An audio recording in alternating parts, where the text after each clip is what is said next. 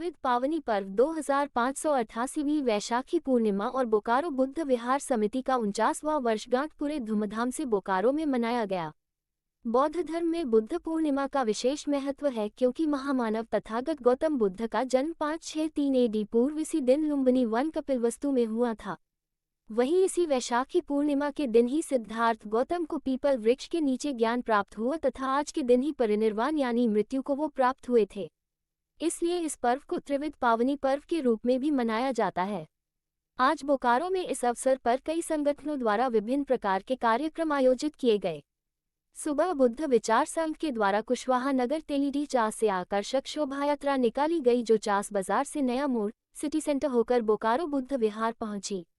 इस शोभायात्रा का नेतृत्व बुद्ध विहार संघ के संरक्षक कुशवाहा राकेश महतो, अध्यक्ष प्रवीण कुमार, सुनील प्रसाद, AP वर्मा, अशोक महतो, अजय कुमार, अनीता सिंह, रामाश्री प्रसाद, रविंद्र प्रसाद सिंह आदि लोगों ने किया। बोकारो बुद्ध विहार में भांते कौंडिन्य थेरो, भांते बुद्ध रत्न और भांते नंद बोधि द्वारा बुद्ध पूजा और वंदना कराई गई। वहीं विश्व के प्राणियों के मंगल कामना करते हुए महामंगल सूत, मेतन सूत, वट्ट सूत का भी पाठ किया। इस अवसर पर मुख्य रूप से उपस्थित विधायक उमाकांत रजक ने कहा कि तथागत गौतम बुद्ध ने दुखों का कारण ढूंढने के लिए अपने परिवार और घर का त्याग किया।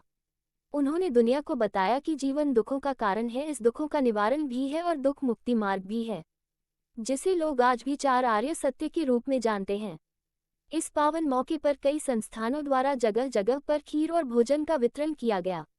महाबोधि बुद्ध विहार मुक्ति का जो आंदोलन हमारे भिक्षु संघ के साथ चल रहा है, अभी लगभग 80 दिन पूरे हो गए, फिर भी सरकार उस पर ध्यान नहीं दे रही है।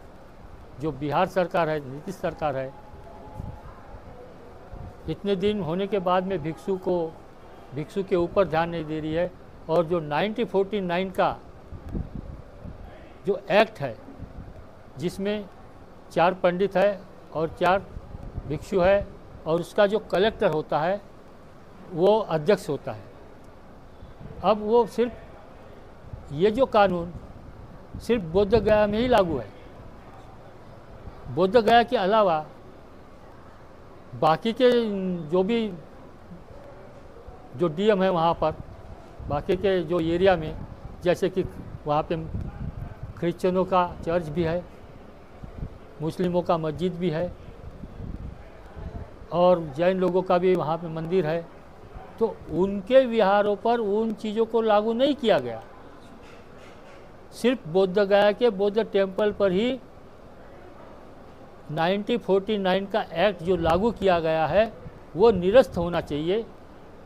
इसीलिए भिक्षु बैठे हैं। और ये एक्ट जो है, ये 1949 का जो एक्ट है, ये आज़ादी के मतलब संविधान जो बना, संविधान के पहले का है। तो संविधान के पहले का होने के कारण जब संविधान लागू हो गया तो सभी एक्ट रद्द किए गए। फिर यही एक्ट रद्द क्यों नहीं किया गया? अगर यही एक्ट रद्द नहीं हुआ तो बाकी सभी एक्ट रद्द कैसे हो गए? दूसरी एक बात कि गया जिले का जो DM है वो बाकी के टेम्पल में, जैसे कि मस्जिद है, गुरुद्वारा है, चर्च है, जो भी है, उनमें वो अध्यक्ष क्यों नहीं है? ये भी सवाल आ जाता है। अगर है, जिला तो एक ही है, DM एक ही है, कानून एक ही है, तो सिर्फ बोध गया के टेम्पल को ही उन्होंने कवर क्यों किया है?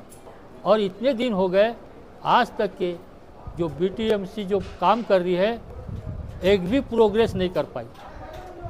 नहीं तो भिक्षुओं के हाथ में होता तो आज कई कॉलेजेस हो जाते, हॉस्पिटल हो जाते और कुछ वहाँ पे सुविधाएं बनाई जाती।